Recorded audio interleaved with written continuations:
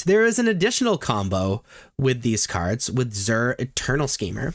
Zur Eternal Schemer is a 3-mana 1/4 with flying. Enchantment creatures you control have Death Touch, Lifelink, and Hexproof. Okay, that's on its surface, that sounds really good.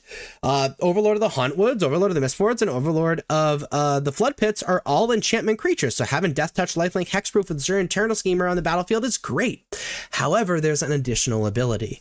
It's for 1 white and 1 generic, target non-aura enchantment you control becomes a creature in addition to its other types and has base power and base toughness equal to its mana value. So way this works is if you impend one of these creatures, it is not a creature, it is just an enchantment. However, it can be targeted with Zur. So for example, if you have an Overlord of the Mistmoors, you pay its impending, you get those 2/2/1 insects, and then you play a Zur Eternal Schemer and target the impended Overlord of the Mistmoors, it will become a 7/7 creature that still has that text that when it enters or attacks, create 2/2/1 white insect creature tokens with flying. Also, as long as Zur is on the battlefield, creatures you control have Death Touch, Lifelink, and Hexproof. So you'll be able to target this enchantment with Zur and attack with Overlord of the Mistmoors and trigger its attack trigger as well. That's also true with Overlord of the Hauntwoods and Overlord of the Flood Pits.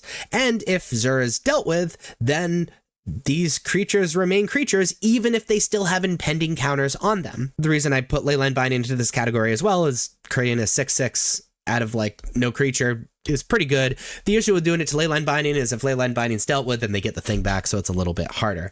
But they effectively have to, unless they have a board wipe, I guess, they effectively have to deal with Zur first because it also gives these enchantments hexproof, which is pretty powerful. So that's the core of the deck.